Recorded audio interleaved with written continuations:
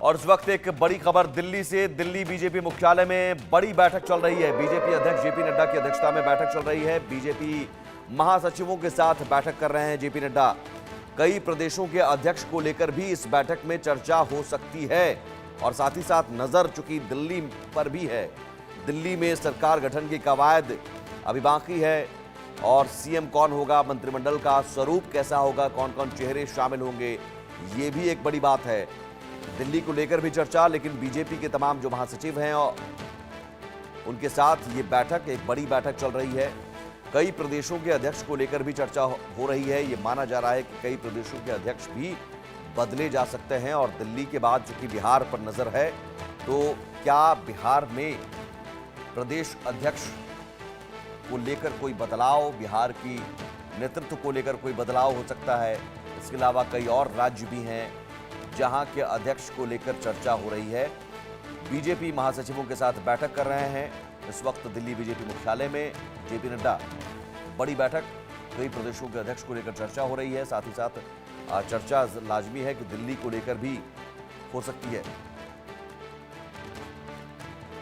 संजय शर्मा हमारे साथ जुड़े हुए हैं, सीनियर एडिटर। संजय, इस बैठक में क्या क्या एजेंडा है और क्या दिल्ली भी प्रमुख एजेंडा है?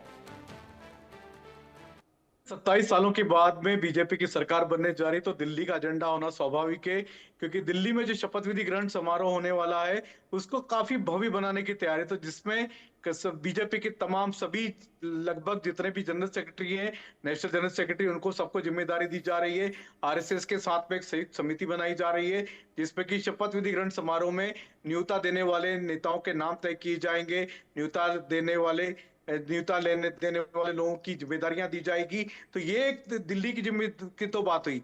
इसके अलावा जो सबसे बड़ा जो एजेंडा होगा वो संगठन चुनावों का है, क्योंकि लगभग 1 दर्जन राज्यों के प्रदेश अध्यक्ष बदले जाने अगले 1 हफ्ते में या 10 दिन में, क्योंकि मार्च के पहले सप्ताह में यह कहा जा रहा है कि बीजेपी के राष्ट्रीय अध्यक्ष को चुन लिया जाएगा। बीजेपी के राष्ट्रीय अध्यक्ष का चुनाव होना है, जो कि काफी पेंडिंग चल रहा है। यह कहा जा रहा था सबसे पहले कि जनवरी में राष्ट्रीय अध्यक्ष चुना जाएगा, लेकिन उसके बाद में यह कहा गया कि दिल्ली विधानसभा चुनाव के बाद चुना जाएगा। तो अब दिल्ली का विधानसभा चुनाव भी खत्म हो चुका है, लिहाजा मार्च के पहले सप्ताह में बीजेपी को नया राष्ट्रीय अध्यक्ष मिल जाएगा।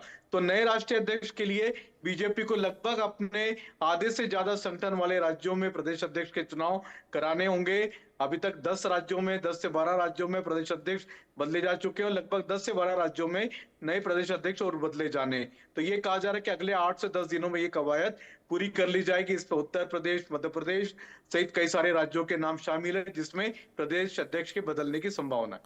जी संजय, दिल्ली को लेकर क्या चर्चा हो रही है और क्या ऑब्जर्वर की घोषणा हो सकती है इस बैठक के बाद?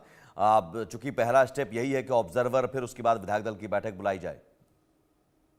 देखिए, ऑब्जर्वर की बैठक इस बैठक के बाद नहीं होगी, लेकिन आज प्रधानमंत्री नरेंद्र मोदी के साथ जो मुलाकात होनी है, हो सकता है देर शाम को मुलाकात हो। जेपी नड्डा और अमित शाह की मुलाकात होनी प्रधानमंत्री नरेंद्र मोदी के साथ। इस मुलाकात में बीजेपी दिल्ली का अपना सीएम भी तय कर लेगी, साथ ही साथ शपथ विधि ग्रहण समारोह की तारीख तय हो जाएगी, स्थान तय हो जाएगा, मंत्रिमंडल के नाम तय हो जाएंगे।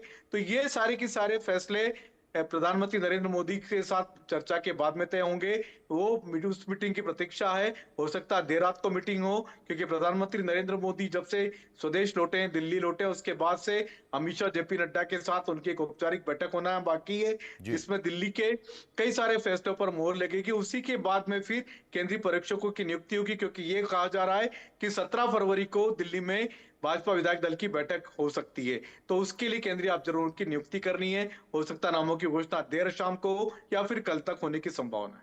ठीक है, बहुत शुक्रिया संजय तमाम जानकारी के लिए आपका।